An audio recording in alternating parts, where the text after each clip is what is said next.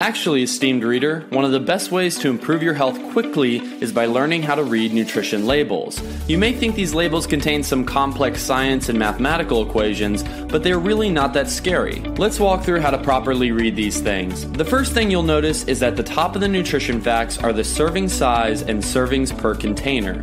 This is simply the amount in the package or container. Pretty self-explanatory. Next, you have the ingredients. Everything inside of these black lines is representative of one serving. This is important to understand because next you'll see the calories and the calories from fat.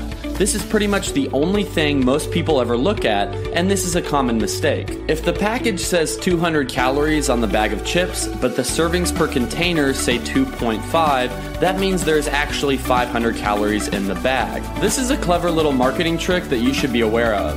Pressing on, you will see the total fat on the package along with the number and percentage on the right-hand side.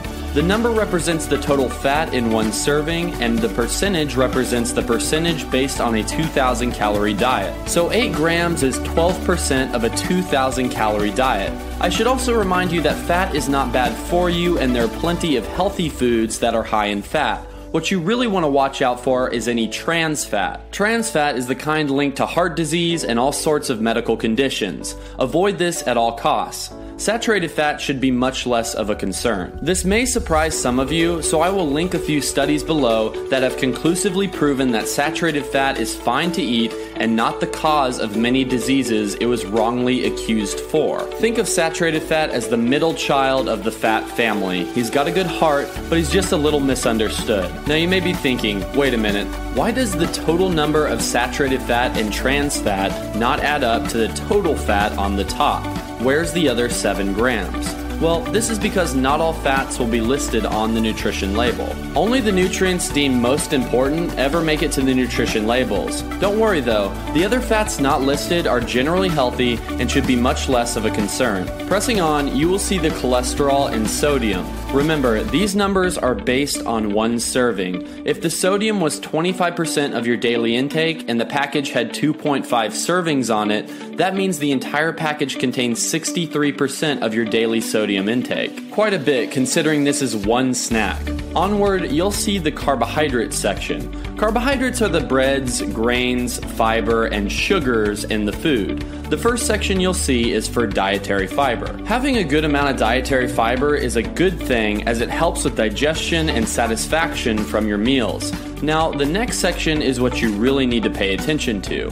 The total sugars in the food you're eating are important to watch out for as, like trans fat, they have been linked to a whole host of diseases and health problems. Also, you should be aware of not only the sugar in the food, but what kind of carbohydrates you're eating. If the food is very high in carbohydrates but low in dietary fiber, even though the carbs are not labeled as sugar, they will operate very similarly in your bloodstream. These are called simple carbs. This is why you need to watch out for unrefined carbohydrates like white bread and pastas. Next up, you'll see the label for protein. Knowing that foods high in protein lead to better satisfaction from your meals and promote lean muscle tissue, you will want most of the foods you eat to have a good amount of protein.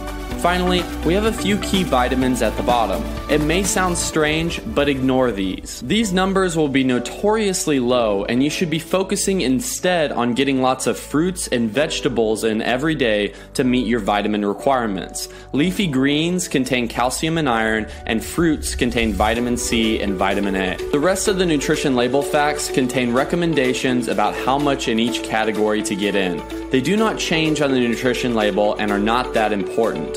Finally, on some labels, you will see the calories per gram for each macronutrient. Fat contains 9 grams per serving, and carbohydrates and proteins contain 4. So for every 10 grams of fat, you will have 90 calories. For every 10 grams of protein or carbohydrates, you will get 40 calories. Safe to say, you should now have a general understanding of how nutrition labels work. Most importantly, you can stop assuming something is healthy for you based on tricky packaging and start knowing the difference.